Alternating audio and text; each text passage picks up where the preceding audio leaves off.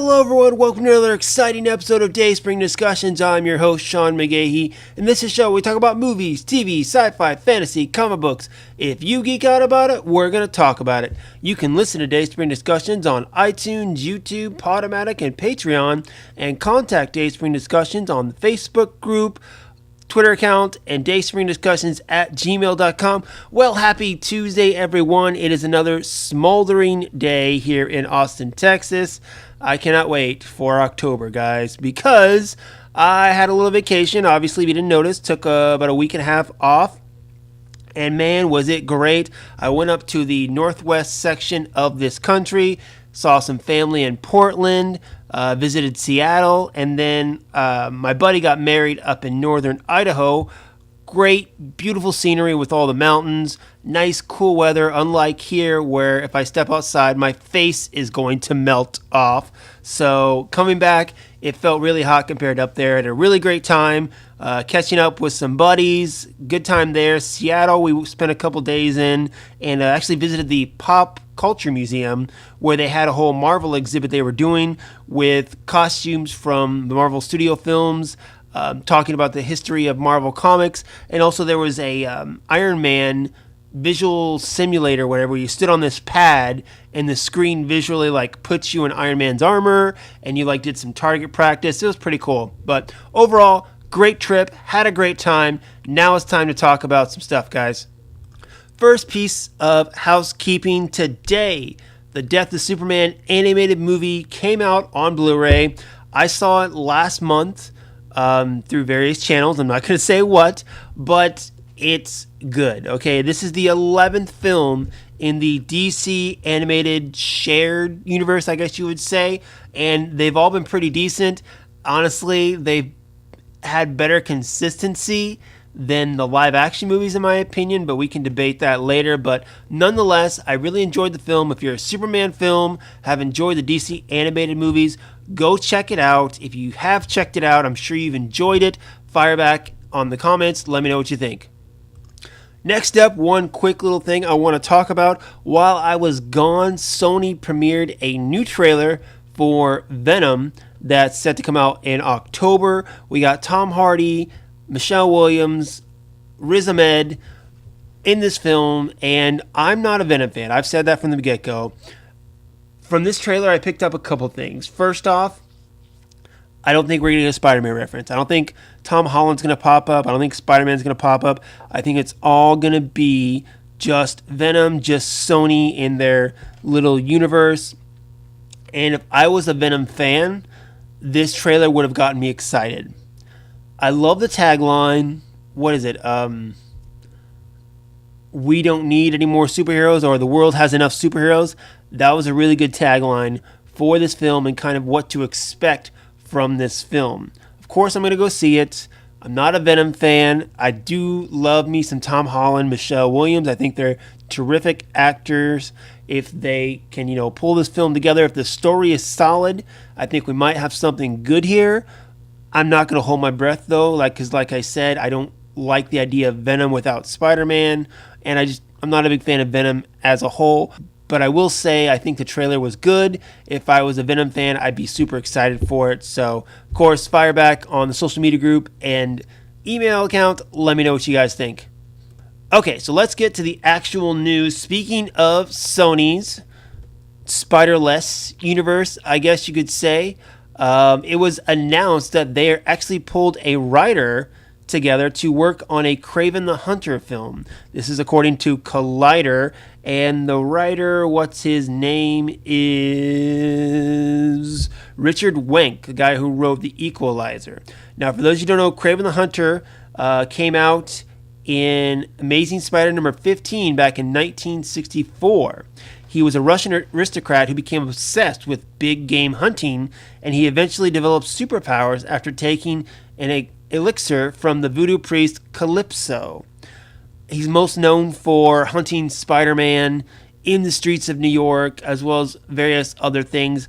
I enjoy the character, but again, this whole Sonyverse without a Spider-Man, I'm not too keen on that idea. The character itself is great. I just, the thing, much like I keep on saying with Venom, it's his relationship with Peter Parker, with Spider-Man, that makes him the most interesting character. Much how, like, the Joaquin Phoenix Scorsese film they want to do about the Joker. I don't think the Joker works as well when you don't have his relationship with Batman to play off of. I mean, I could be wrong.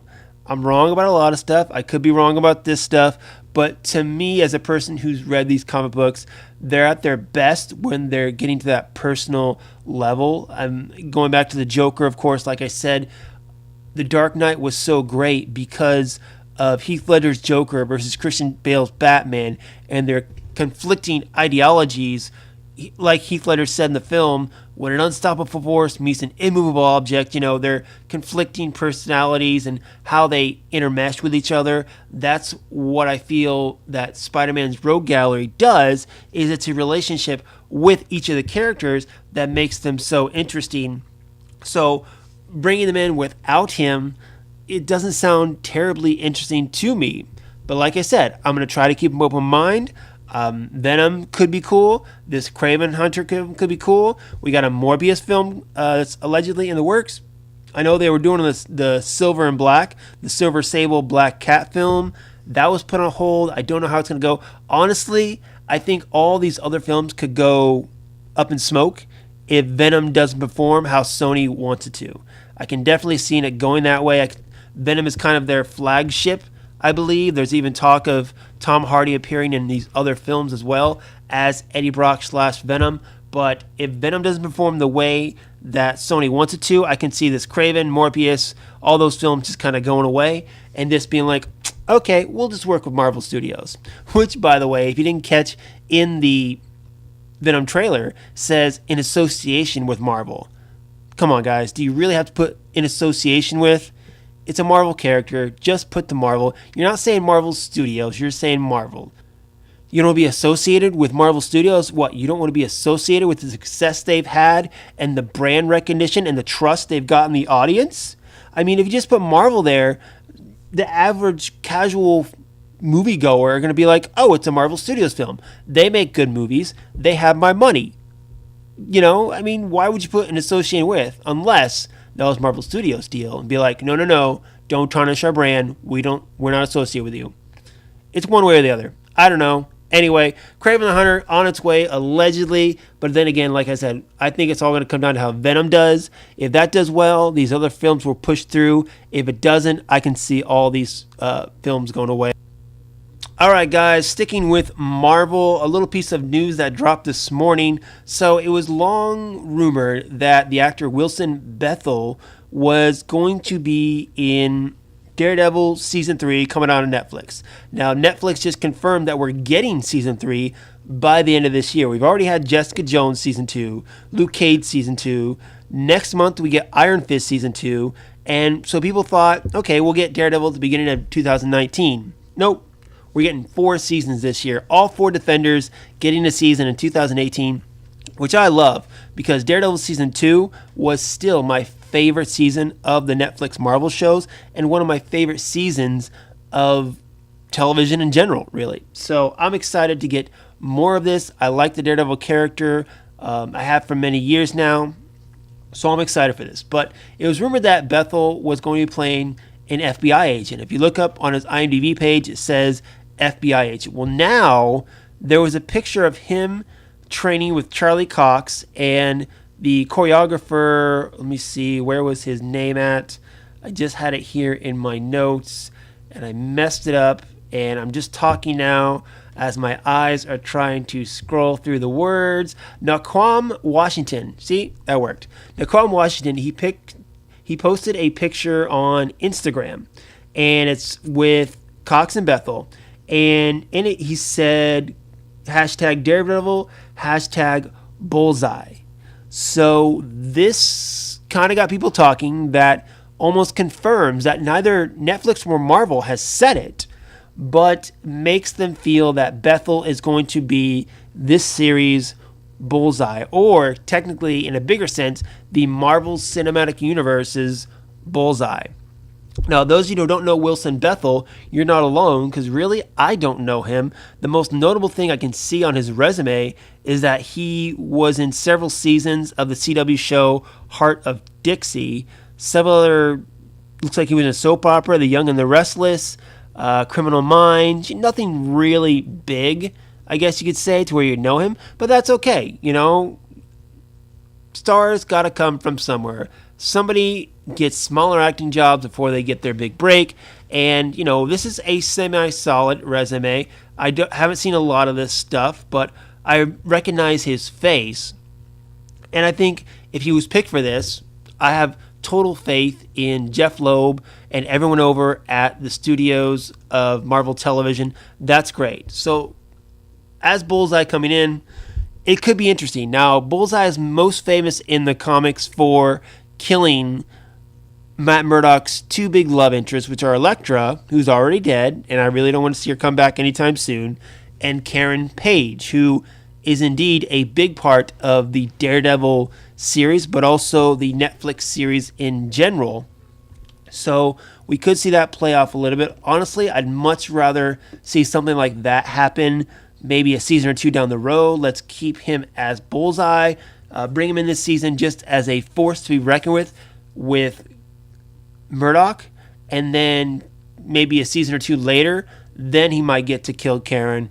I wish he would, because Karen, honestly, is so annoying to me. I do not like the character at all, but that's neither here nor there. But Marvel and Netflix, like I said, have not confirmed this. This is from an Instagram post from the trainer, Mr. Washington, and he hashtagged Bullseye and Daredevil when standing with Bethel and Cox. So take that as you will, guys. I think it's cool if we see Bullseye in Season 3. A lot of people are speculating that it might be the Born Again storyline that saw Kingpin learn who Matt Murdock was and took everything from him, and then Matt had to rise back up, to reclaim who he was, both as Matt Murdock and Daredevil. But I'm excited for Daredevil in Season 3. I can't wait for them. I can't wait for it to come out. And, of course, I'm hoping for better things from Iron Fist next month. We'll wait and see about that. All right, switching over to DC just for a second. According to Deadline, Warner Brothers and DC Films are in the process of developing a movie that will center around Supergirl. 22 Jump Street writer Oren Uziel has been brought on to pen the film's script. Now, Supergirl, of course, is Superman's cousin, one of two people to make it out of Krypton before it exploded. She's got similar powers as Superman. The only difference is Kal-El arrived here when he was a baby and raised by the Kents, where Supergirl arrived here and was already a teenager, so she remembers Krypton vividly. So she's got a little different sense of personality than what Clark does, and that's okay. Now, we do have the Supergirl series going on right now on the CW. It's going to enter its fourth season. We got Melissa Benoist as the title character, with Greg Berlanti as executive producer. And then let's not forget the 1984 Supergirl film with Helen Slater. It was terrible, but Helen Slater has always done a good job of representing the character. She's played in shows such as Smallville and even Supergirl. And I love how they keep it in the Super family, much how like you saw Dean Cain, Christopher Reeves, Margot Kidder, all those alumni from the Superman series and movies come back to make appearances, and this Supergirl series on the CW is no different, which I love. So, Supergirl movie, I can see how it works, but we have the TV series, and Melissa Benoist, I think, does a great job. So, why do we need this? I get it. You want to bring in more female superheroes. You want to get a female director. You want to set that precedent. I get it, but why do we need this? I don't think we need this. I don't think the audience is clamoring for it. I think it'd be cool, but given the fact that we already have a Supergirl series, there are many more characters, many more female characters too, that you can easily, bring in. I, for one, am still clamoring for that Batgirl movie. I think that'd be a great thing to do. They're looking to do a Batwoman TV series on the CW. I know it's not the same thing, but with the angle I'm thinking about with Batgirl, I'd make it more of a kick-ass thing where like Batman inspires this street-level girl to put on a bat costume and, fight crime. And she's not rich, okay? She's Commissioner Gordon's daughter, all that stuff. That's the way I see that. I'd be excited to see that. Supergirl, she's got some interesting storylines, definitely. And, she's got a good relationship with Kal-El. But to be honest, like I said, we've already got the TV series. And there's plenty of stuff there to mine.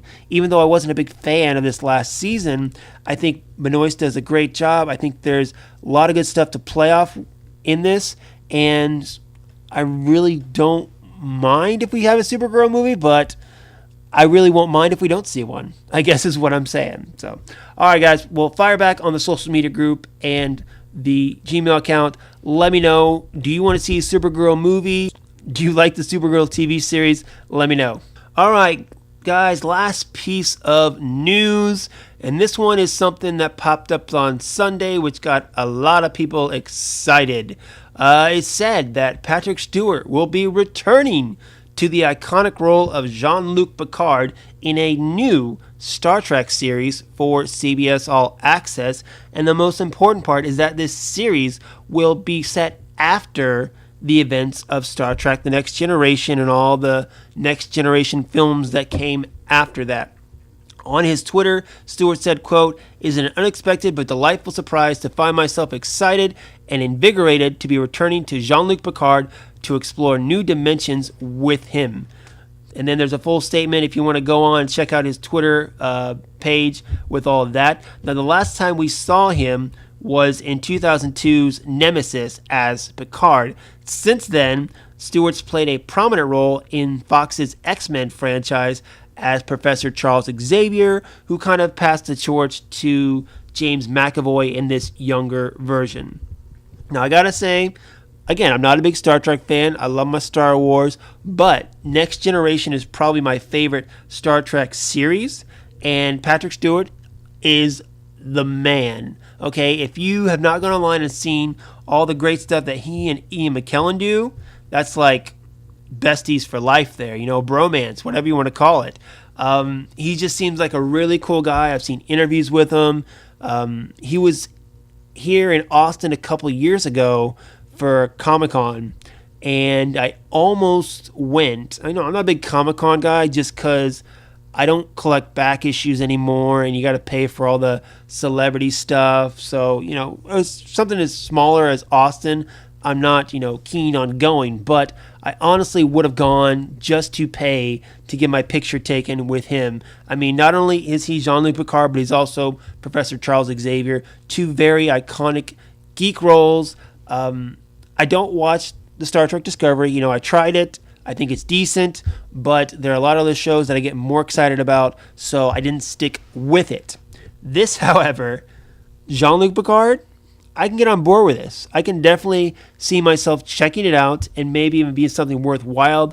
Like most things, though, it comes down to story, execution. I think Stewart wouldn't have signed on to do it, though, if he didn't believe in it, and that gives me hope. So, if you guys are excited about this, of course, let me know. Hit me back.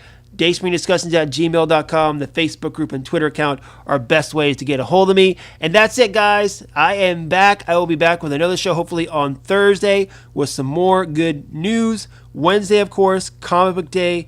Read some comic books. Fire back. Let me know what you like, what you dislike, what you think I should be reading.